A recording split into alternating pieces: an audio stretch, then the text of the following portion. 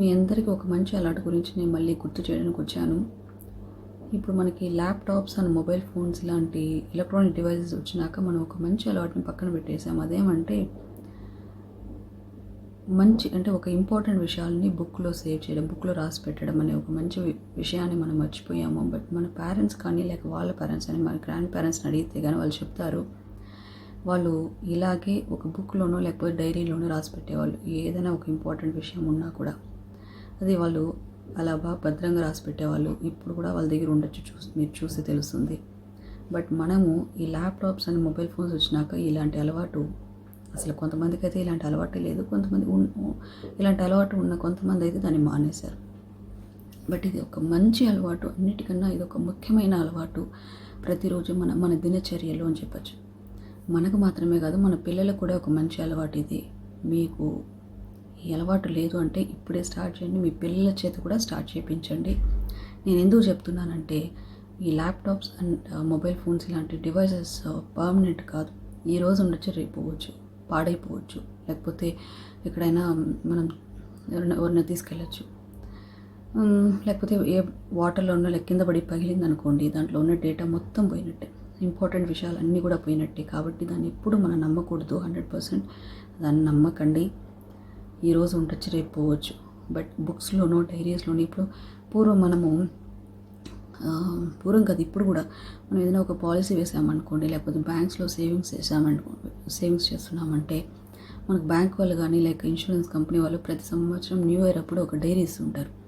అవన్నీ అప్పుడు మనం బాగా యూజ్ చేసుకునేవాళ్ళం. బట్ ఇప్పుడైతే అవన్నీ మరుగున పడ్డాయి. అవన్నీ జస్ట్ యూజ్లెస్గా ఉన్నాయి. దాన్ని మళ్ళీ తీసి డైరీ అయితే ఇంకా మంచిది. ఎందుకంటే అందులో డేట్, ఇయర్ కానీ డేట్, మంత్లీ వైజ్గా, డే వైజ్గా ఉంటుంది. కాబట్టి మనకు ఎలాంటి కన్ఫ్యూజన్ ఉండదు.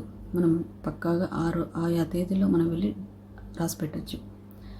సో ఇలాంటి అలవాటు ప్రతిరోజు మీరు రాశారనుకోండి, మ్యాక్సిమం ఒక 10 నిమిషాలు పట్టచ్చు. మనం ఇలాంటి అలవాటు లేకపోవడానికి కారణం ఒకటి మనకు మొబైల్ ఫోన్స్ రావడం, ఇంకొకటి టైం లేదు అని చెప్పడం. బట్ దీనికి హార్డ్లీ ఒక 10 మినిట్స్ టైం చాలు ప్రతిరోజు.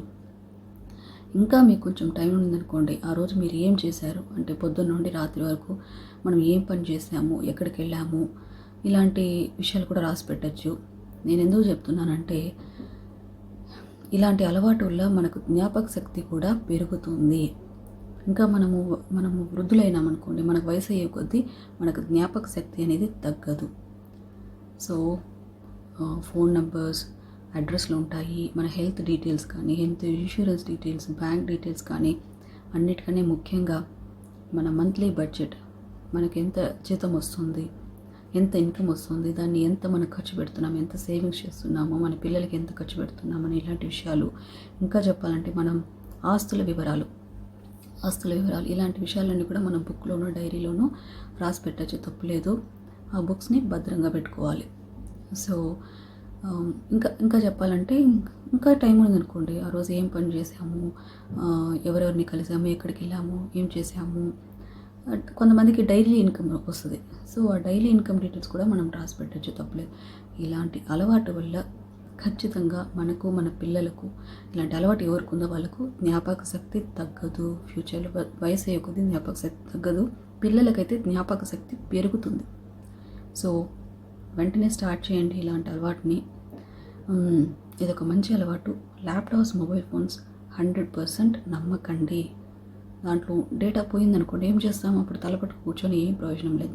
ఆ డేటాని మనం రికవర్ చేయలేము. ఆ డీటెయిల్స్, ఫోన్ నెంబర్స్, లేకపోతే అడ్రస్లు, ఇంకా మన బ్యాంక్ డీటెయిల్స్ కానీ, మన ఇన్సూరెన్స్ డీటెయిల్స్ ఏది కూడా మనం రికవర్ చేయలేం, సేవింగ్స్ డీటెయిల్స్.